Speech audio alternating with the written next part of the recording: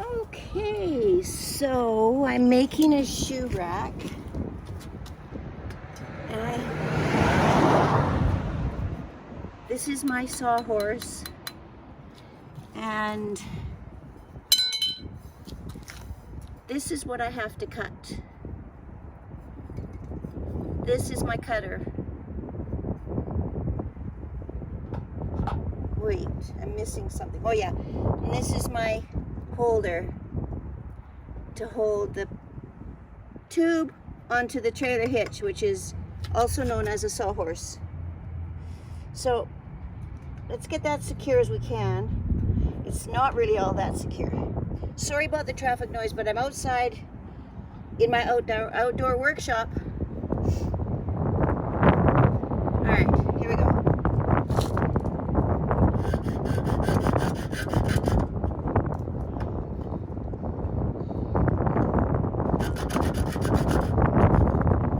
I know I shouldn't work with sharp things after that camping trip video, right?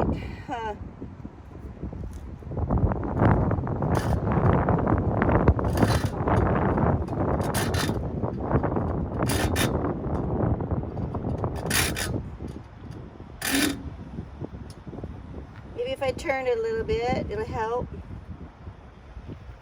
There we go.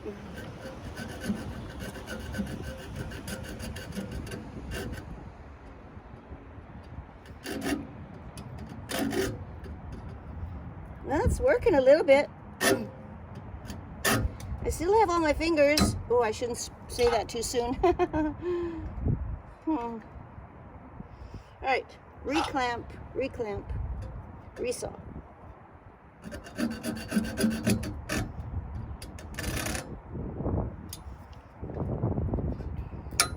Oh, it keeps slipping out of its spot.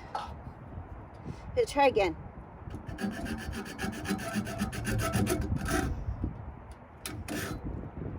Hey, I'm doing something. Hey, it's working.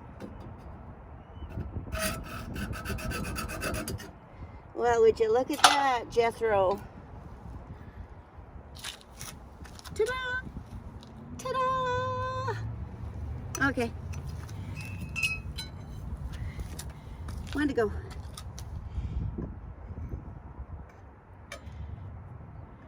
Clamp, saw, hold.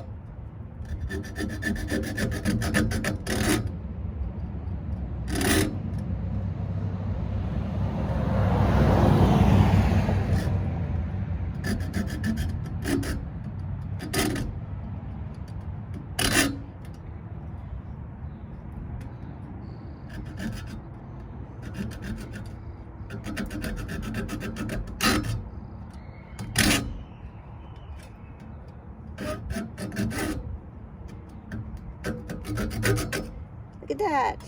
Did it again. Yay, did it. Okay. Done. Now let's go inside and see if we can't put the shoe holder together. Because I had to modify it. These shoe holder poles are too long. Okay, so I did something wrong.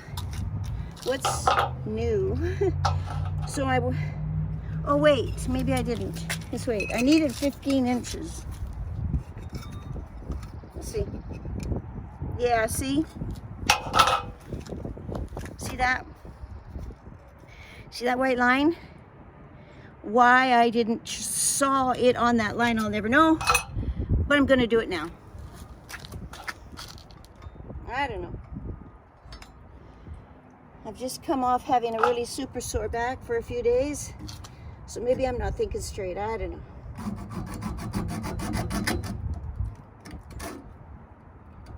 So a carpenter I was never meant to be.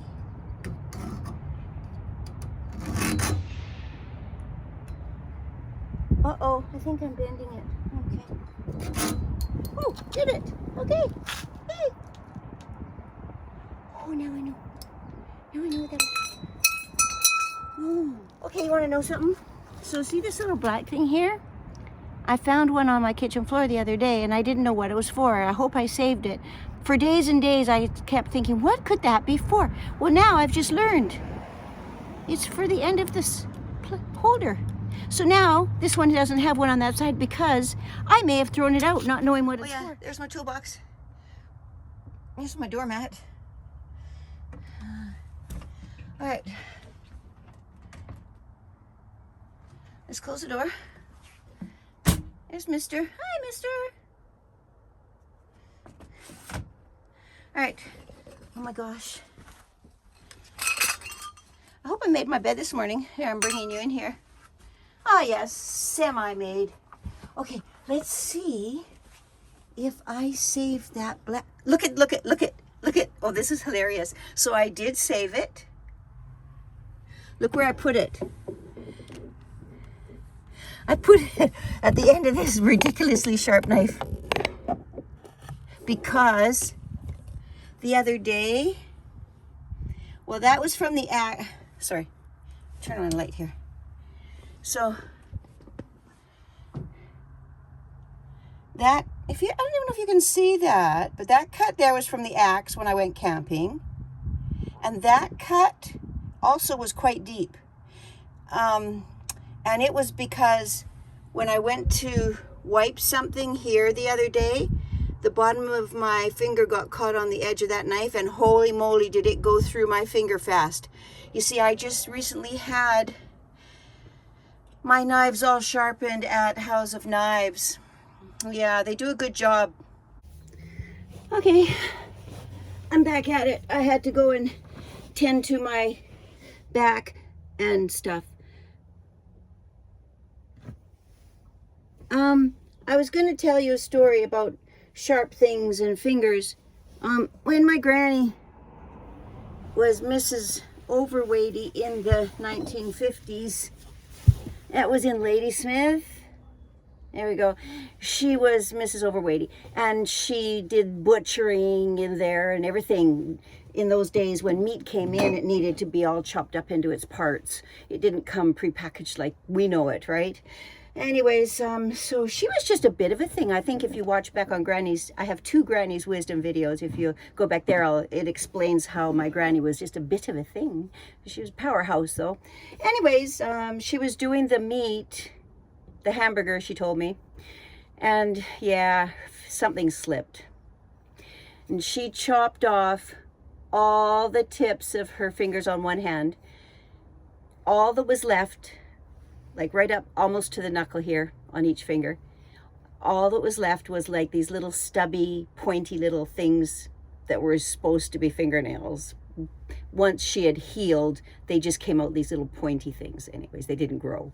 Anyways, maybe that's where I get my sharpness, clumsy issues from. DNA? Maybe it's not my fault. Maybe it was from my granny. I don't know. Anyways, so I'm very, very careful. Well, I try to be careful. I try to be mindful. So when I was sawing this today, as you saw a few minutes ago, I was trying to be careful. All right, so let's see if we can figure this out. This shoe rack I'm making. For some reason,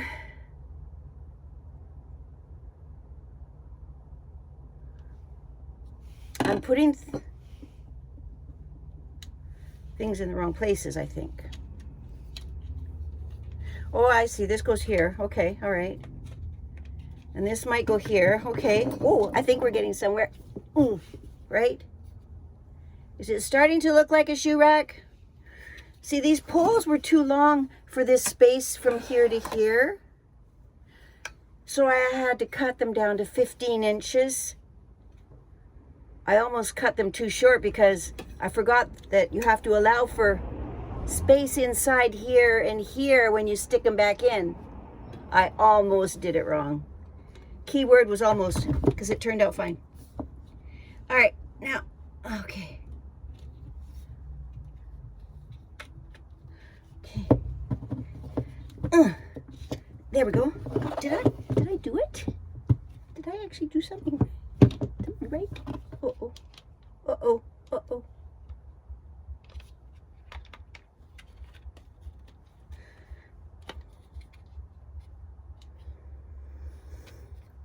I think I broke it at some point. Or maybe.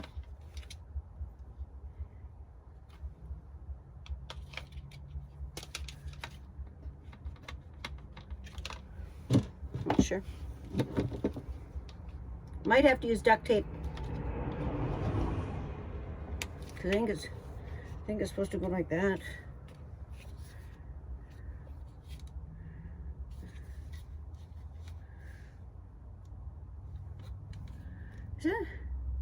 Does that even look right to you?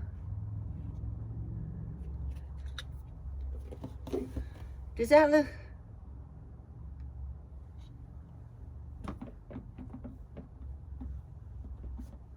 I have this little black thing in my finger. I'm honestly I think it goes right there. Sure, it fits. Why not? Okay, let's see.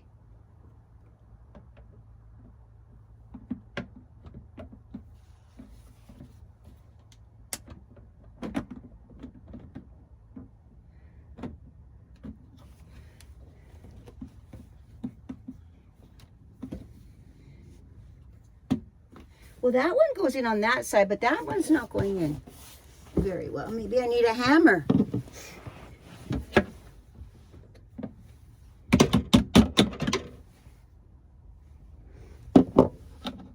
Now that thing fell out again.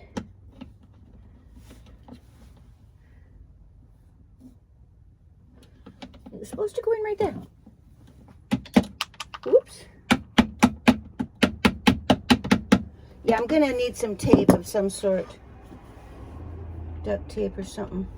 Just to hold this in place. A zip tie. A zip tie would do it.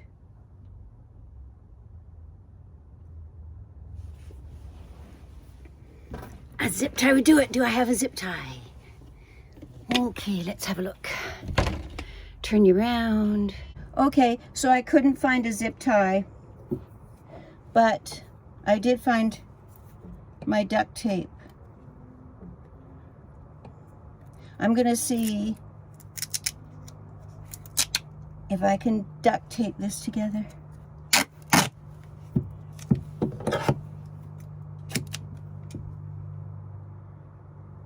Maybe it's too wide. Okay, now that's the part that's broken. So that's the part I want to focus on.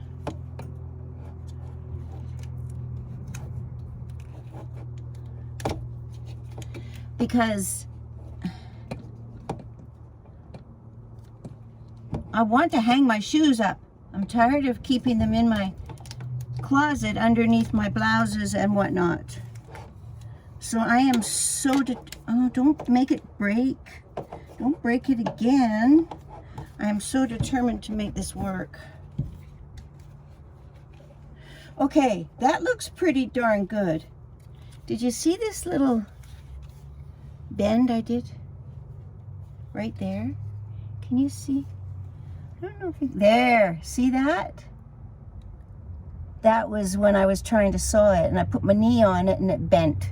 Anyways, you're never going to see that because there should be shoes on there at some point. Maybe even today, if we're lucky. All right.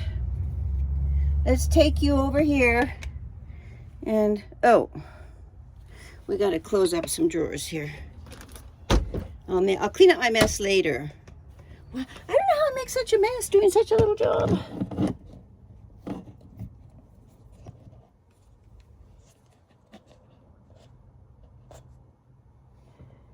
There we go. See these 4 things? 1, 2, 3, 4. See these 4 things? 1, 2, 3, 4. That's how it's supposed to go. Oh no! Did I duct tape the wrong one? No. Yeah. Okay, good. We're good.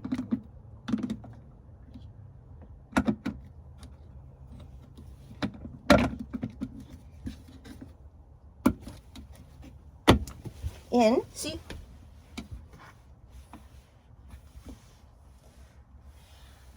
I think it's in. Oh wait. Yeah. Okay. So I've had trouble with my eyes in the last couple of years where I don't see things really, really well. In fact, from there, no, that doesn't, yeah. See there? That's behind that lace is my TV, okay? And then behind me over here is my bed. I'm gonna say there's about 15 or 20 feet between the pair of those things. So that TV, when I'm trying to watch it at night, is blurry. So I broke down, I went to Costco and I asked if I could have an eye exam, thinking it was covered under my BC Medical. Now, there was a time in our province when we prided ourselves, we even gloated to other countries, how BC Medical was so amazing. Oh, well, I guess the laugh is on us now because we actually don't have medical services to speak of anymore. And yeah, so I went to Costco and I asked if it was covered, the exam. He said, no, ma'am, it's not. It's $140. And I said, well, I don't really want to like buy your department. I just want to get an eye test. And he goes, well, he says, if you were a senior, it would be $95. Oh, well, I'm 71. That makes me a senior. So I'll cough up the $95 and may I have a test? Certainly, ma'am. So off I went in there. They dilated and did the whole thing and came out with this prescription. And he proceeds, not the doctor that did the testing, but the salesperson out front, he proceeded to show me glasses. $300 and up. I'm thinking, no, not going to do that. Like, not going to do that to watch television. I'm going to pay another $300 to watch television. Well, also, it would help me see the street signs and directions on the road a little better for sure. But still, $300 and up. I said, I thanked him for his time and I left. Then that night, I'm watching my blurry TV again, thinking, oh, you're so cheap. I'm Scottish, okay? It's in my DNA. Thrifty, be thrifty. So I thought, nope, just go back to Costco tomorrow and bite the bullet and see if you can find something a little less expensive than $300. So that's what I did. Well, when I got there, the young fellow that I got was not the man that I had the day before. So, but the guy that I was with the day before saw me and recognized me. But he also saw that I went to the young guy because this guy was busy. My first guy was busy. So I went to this young guy and he was really nice. He had really nice blue nail polish on and he was so friendly and uplifting and cheery. So he proceeded to, I said to him, I don't want anything expensive. I just want to be able to see. I want them to be comfortable and affordable. That's it. So he proceeded to show me, well, the first pair he showed me, I tried them on. They were comfortable. I bought them. $79. So then they sent that to the prescription, whatever they do. And then he said in 2 weeks they'll be, anyways, I got them back. I got them back yesterday. So the breaking news is that I'm going to wear them tonight to watch TV. And here's what they look like. And I don't care if you think they look funny. I don't care if they're not fashionable. I don't care if I'm not going to be on the front cover of a fashion magazine with them, but I can see now. There we go. Just like that. $79 or $89. Anyways, with the exam and everything, it came to like $160 something altogether.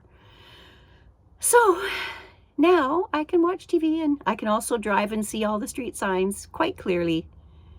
That's my breaking news for today. And with that, I'll go for a little while. I'll be back later. While I'm waiting for Judy and Randy to show up, oh no! Remember I said this little black thing? I didn't know what it was for. Then I said it's for like this thing, because obviously this is gone. Well, guess what? It wasn't for that part. It was for the handle. So now it's still missing a part. It's missing that part. This is really good exercise. Like, this is so hard to do. A person could get quite a good grip, strength out of this. That's always where my brain goes, right? When you've been doing health, wellness, and fitness for people for 54 some odd years, it seems like the first thought you have about anything is, well, how can I use that to stay fit and healthy? So grip strength. Okay, that's it. That's enough of that nonsense. One of these days I'll give you a few exercises to do while you're on the road. How's that sound?